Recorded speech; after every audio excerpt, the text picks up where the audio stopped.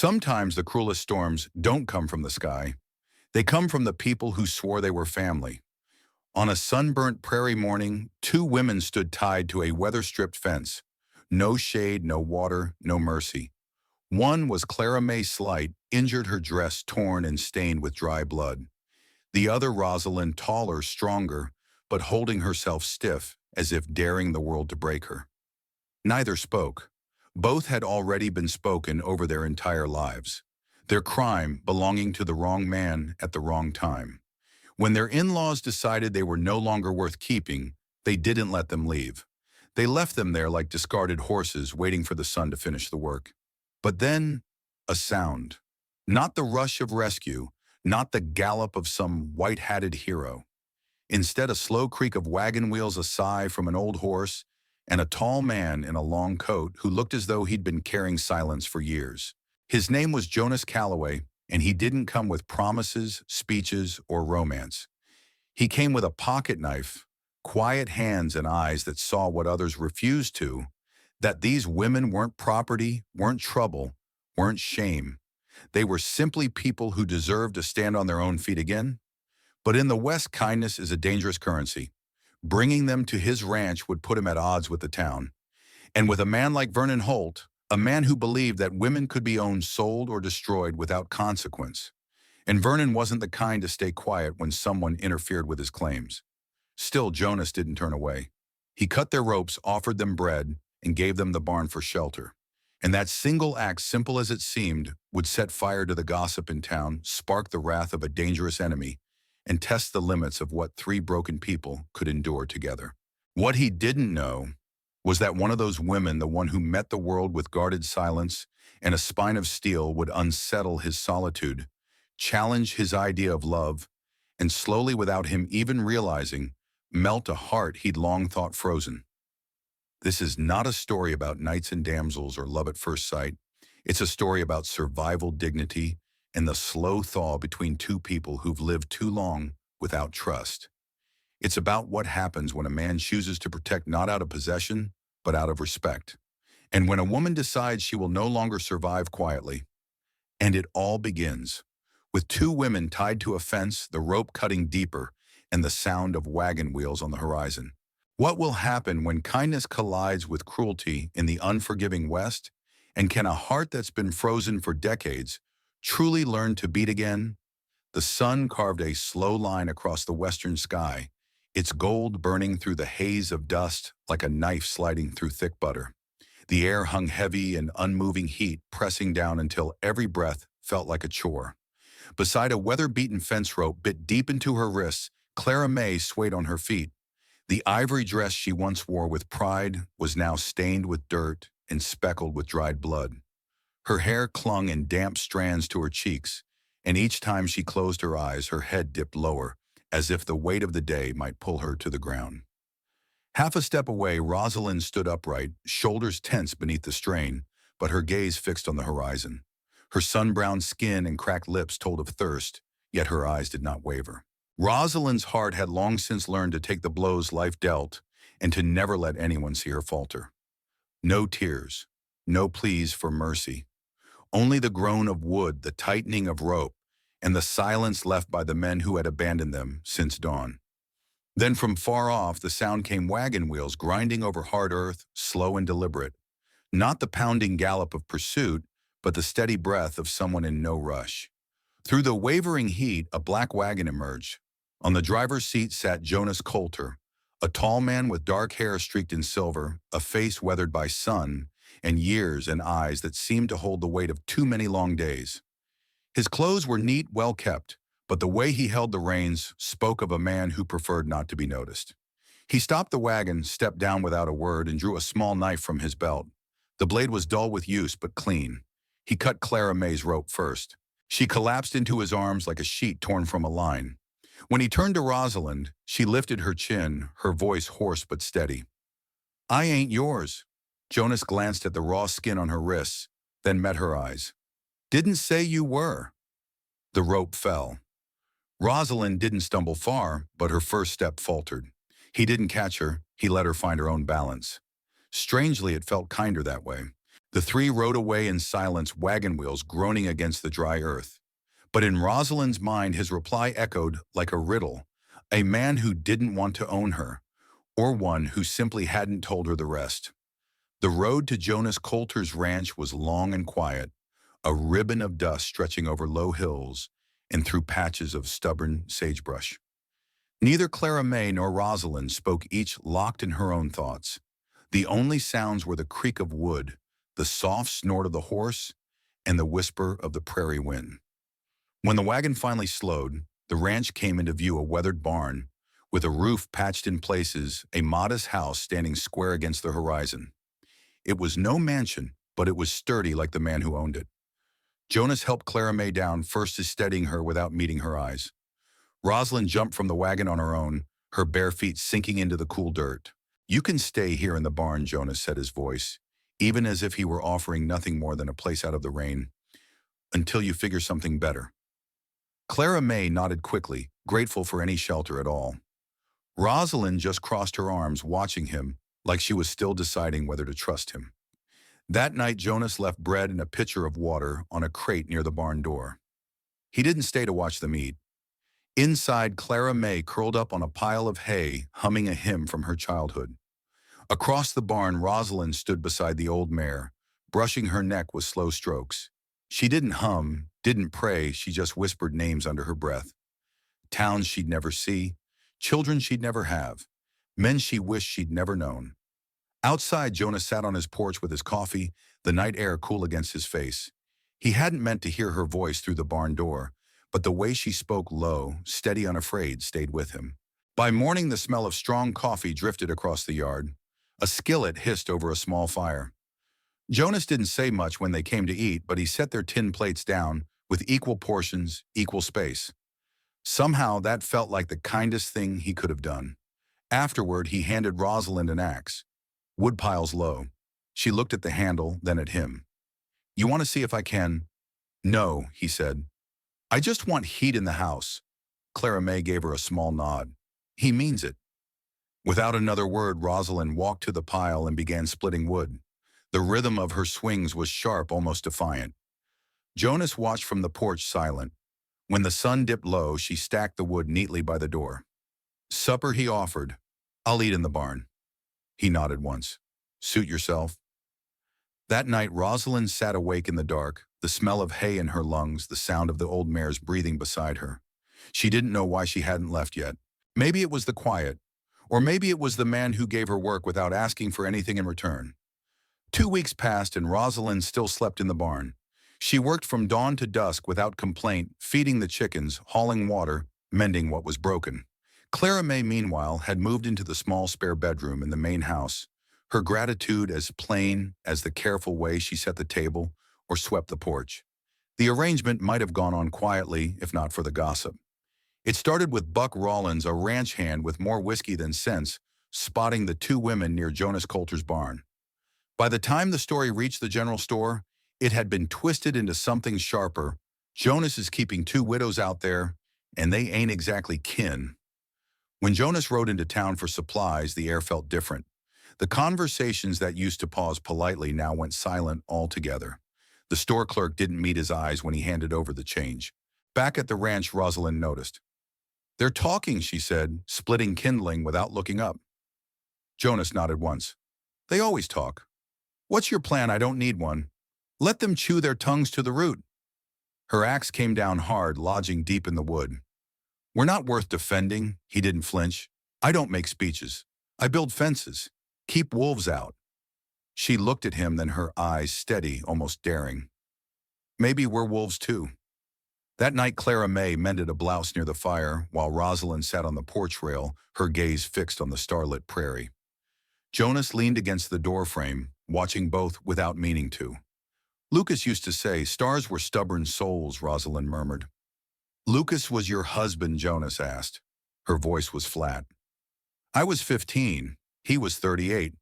My father sold me for 2 cows and a ring that turned his finger green." Clara May's needle stilled her lips, parting in silent grief. Rosalind's tone didn't waver. "I bled for that man and never called it love." The wind moved across the yard, carrying a silence heavier than words. That night as the fire died low, Jonas saw Rosalind pacing barefoot in the barn, as if trying to remember how to move without fear. He didn't know why it mattered, only that it did. The first sign of trouble came on a hot, windless afternoon. A rider appeared at the far ridge, his vest stretched over a belly grown, soft and mean. Vernon Holt, brother of Lucas, and a man who enjoyed cruelty the way some men enjoyed a good whiskey. By the time Vernon reached town, he'd already heard the whispers, two women living under Jonas Coulter's roof. He didn't ask questions. He just spat tobacco juice on the boardwalk and told the blacksmith, "Ain't no man shelters widows unless he's making use of 'em." The words spread like prairie fire. By sundown, the preacher's wife was clutching her pearls, and the sheriff was just asking what business Rosalind and Clara May had on Jonas's land. That night, Rosalind found Jonas on the porch as the sun bled out behind the hills. "He's here, isn't he?" Jonas didn't turn. "Vernon came to the store. Asked about you both." Her voice was like grit. "Did he ask or accuse?" She stepped closer, her jaw tight. "That won't stop him." "I know." They stood there in the blue dusk, the silence between them no longer empty. It was heavy-loaded with the knowledge that something was coming. Clara May watched from the window, her hand pressed to her chest. 2 nights later it came. The smell of smoke woke Jonas first. The barn glowed orange against the dark sky, flames climbing high and hungry. He grabbed his rifle and ran barefoot across the yard. Rosalind was already there, her braid coming loose, eyes sharp in the firelight. Clara May stumbled after them, clutching a bucket. The heat roared like a living thing. Jonas threw open the doors, untying the terrified horses. Rosalind darted past him, shoving the young colt toward the open yard, her sleeve catching an ember. She didn't flinch. They came out coughing, eyes burning as the roof collapsed behind them. At the edge of the pasture stood Vernon, 3 men at his back, one holding a torch still glowing red. Jonas stepped forward, rifle still in his hands. "This your justice?" Vernon grinned. "Just clearing rot." Rosalind moved up beside Jonas. "We're not for sale." Vernon's gaze dragged over her like oil. "Didn't stop you before?" Something shifted in Jonas then. He didn't raise the rifle, didn't shout. He simply planted himself between her and the men, a wall of quiet steel. The sheriff's voice cracked through the night, ordering the men to back off, but the damage was done. Later, when the last ember died and the air reeked of smoke and rain, Jonas knew the fire wasn't just meant to destroy a barn, it was meant to send a message, and it had. Morning came gray and damp, the prairie wrapped in a low fog that clung to every fence post. The barn was nothing but a black skeleton, now the scent of wet ash lingering in the air. Rosalind found Jonas kneeling in the charred dirt, his hat set beside him, hands braced on his knees. He didn't look up when she approached. "They'll keep coming," she said quietly. Jonas nodded once. "I know." Why? He drew a finger through the soot, then looked at her. "Because they've built a world where shame only sticks to women." She stared at the ash for a long moment. "You lost a barn." He held her gaze. "I'd trade a dozen more if it meant not hearing you cry again." Her voice caught. "I didn't cry." "I know," he said. "That's worse." She sat down beside him, knees tucked under her skirt. "I've been burned before," she whispered, "but this feels like someone's trying to erase me." Jonas reached into the rubble and pulled out a half-melted horseshoe, still warm. He placed it in her palm. "You don't owe me this fight." "I know." "Then why stay in it?" She swallowed. "Because I saw a man stand between me and the fire without asking why." Jonas's eyes softened. "And I saw a woman walk into that fire without hesitation. That kind of courage. It doesn't deserve exile." Her fingers tightened around the horseshoe. "I don't know how to be loved in peace. I only ever learned it through survival." "I'm not asking you to change," he said. "Just offering you a place to rest." Her gaze lingered on him, searching for the catch. "I don't rest easy, then I'll wait." They sat there in the silence, 2 souls breathing the same smoky air as the wind shifted and carried the smell of something more than ruin, the faint trace of hope. For the first time, Rosalind wondered if staying might be braver than running. 2 days later, Rosalind walked into town alone. She passed the saloon, the church, the blacksmith's, each doorway, holding eyes that watched without welcome. Inside the general store, conversation stilled like wind before a storm. She stood in the center of the room, her back straight, chin level. "My name is Rosalind Carter," she said, voice clear as winter air. "I was bought once. I won't be again." A murmur rippled through the room. One man shifted uncomfortably. A woman's mouth tightened around a word she didn't speak. Rosalind kept going. "I've survived men who use the Bible to excuse their sins. I've survived families who treat women like property. I will not survive quietly anymore." She didn't wait for an answer. She turned and walked out, boots striking the wood floor like a drum beat. Jonas was waiting at the edge of town, one hand resting on the reins of her horse. He didn't ask what she had said. He didn't need to. Her shoulders told the story. That evening, Clara May lit a candle for the supper table. Jonas served stew, his hands steady, his voice low. Rosalind passed him the bread. Their fingers brushed, and neither of them pulled away. The prairie wind pressed against the windows. Inside, something softer moved, not safety, not romance, but the dangerous warmth of possibility. The town still whispered, but Rosalind had stopped bowing her head. The question now wasn't if they would come for her again, but what she would do when they did. The first frost came quiet, like a secret kept too long. Grass crunched underfoot. Breath turned to silver clouds in the early air. Rosalind had moved into the main house 2 weeks earlier. No announcement, no questions. Her cot in the barn sat empty. Jonas had only nodded when he saw her folding blankets into the cedar chest, as if her place there had always been hers to claim. They'd fallen into a rhythm. He chopped, she stacked. She washed, he dried. Etta cooked, and Rosalind kept her hands busy, her mind quieter than it had been in years. But under it all, there was a pulse, something unspoken between her and Jonas, like the moment before a match is struck. The town hadn't softened. The preacher's wife still crossed the street. The blacksmith still refused to sharpen Rosalind's blade. But she wore their scorn differently now, not like a wound, but like a badge. Then one morning a letter arrived. Rosalind stood in the kitchen doorway, envelope in hand, face unreadable. "It's from Vernon," she said. Jonas looked up from the saddle straps. "He write often." She set it on the table, opened it. Her voice stayed flat. "He's petitioning for guardianship. Says we're of unsound judgment being manipulated." "Sheriff's listening." Jonas stood jaw tight. "I'll ride into town." She shook her head. "No, I'm not hiding behind another man again." That Sunday, she rode into town alone, dismounted at the church, and stepped inside mid-prayer. "I was a child when Lucas Holt took me. 15 years old. No vows, no papers, just a trade. And when he died, his brother tied me to a fence and left me to rot. I will not survive quietly anymore." The room was silent when she left. When she returned, Jonas was waiting with 2 horses and a small wrapped parcel. Inside was a dress the color of winter wheat. "The justice of the peace comes every 4th Sunday," he said. "I'm not asking, I'm offering." Her hands trembled. "If I say yes, then I stand beside you whether the town turns its back or not." The wedding was small, no guests, no music, just the wind. When Jonas looked at her, it wasn't with pity or possession, it was reverence. And when she placed her hand in his, it didn't shake. They were barely back at the ranch when the sheriff arrived, breath fogging in the cold. "Vernon's men are coming, armed." Jonas stepped forward, but Rosalind pulled his arm back. "No, I'll speak." She walked out into the snow skirts, brushing frost, each step a refusal to kneel ever again. Jonas stood behind her, the words barely a whisper on his lips. "Let them try." The wind caught her hair, and with every step toward the ridge where shadows waited, the past loosened its grip. Whatever came next, she was no longer a woman rescued, she was a woman standing. Some fights are worth more than safety, and some loves are built not from rescue but from standing shoulder to shoulder when the snow starts to fall.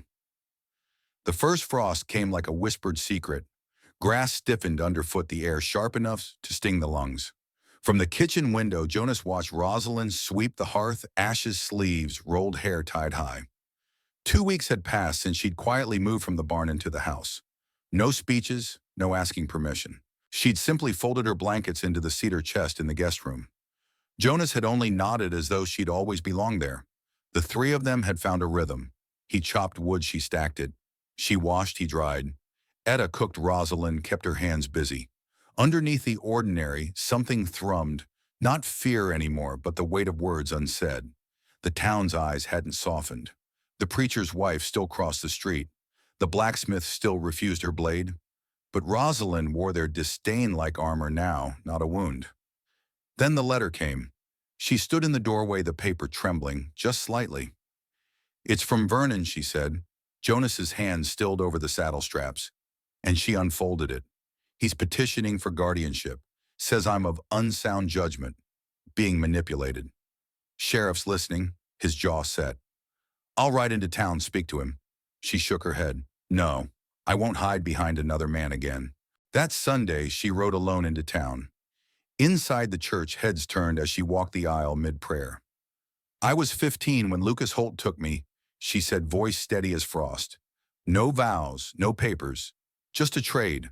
When he died, his brother tied me to a fence and left me to rot. I will not survive quietly anymore." Silence held the room until she left. When she returned, Jonas waited by the gate with 2 horses and a small parcel. Inside was a dress the color of winter wheat. "The justice of the peace comes every 4th Sunday," he said. "Not asking, offering," her voice caught. "If I say yes, then I stand beside you, whether the town turns its back or not." The wedding was quiet, no guests, no music, just the wind. When Jonas looked at her, it wasn't pity, it was reverence. And when she placed her hand in his, it didn't shake. They were barely back at the ranch when the sheriff arrived, breath clouding in the cold. "Vernon's men are coming, armed." Jonas stepped forward, but Rosalind pulled his arm back. "No, I'll speak." She walked into the snow, her skirt brushing frost each step, a refusal to kneel ever again. Jonas stood behind her, whispering to himself, "Let them try." The wind caught her hair, and with every step toward the ridge where shadows gathered, the past loosened its grip. Whatever came next, she wasn't a woman rescued anymore. She was a woman standing. In the wide silence of the prairie, storms passed slowly. Fires burned down to ash. And the hearts we thought had turned to stone sometimes find their way back to beating. Jonas didn't rescue Rosalind because he wanted her to owe him. He didn't give her shelter because he was looking for gratitude. He simply believed that no one should be left behind in the dust, not in his West, not in his lifetime. And over time, that quiet respect became something stronger, steadier. Rosalind, who had lived most of her years with her back against a wall, began to see that love didn't always arrive in a rush. Sometimes it came slowly, like morning light through a barn window, patient, warm, and without demand. Life out here still held danger. The town's whispers didn't vanish, but they found a rhythm not of fear, but of shared work, shared meals, and moments of wordless understanding. And maybe that's the lesson worth holding on to, that healing isn't about erasing the past, but about finding the courage to keep walking toward a future where you can breathe easier. Sometimes the smallest acts of decency can grow roots deep enough to change a life. If this story has touched you, I'd be honored if you subscribe to None, Wild West Saga, for more tales like this, stories of survival, kindness, and love that comes when you least expect it. Tell me in the comments, would you like to see what happened next between Jonas and Rosalind, or hear more true-hearted Wild West stories like theirs?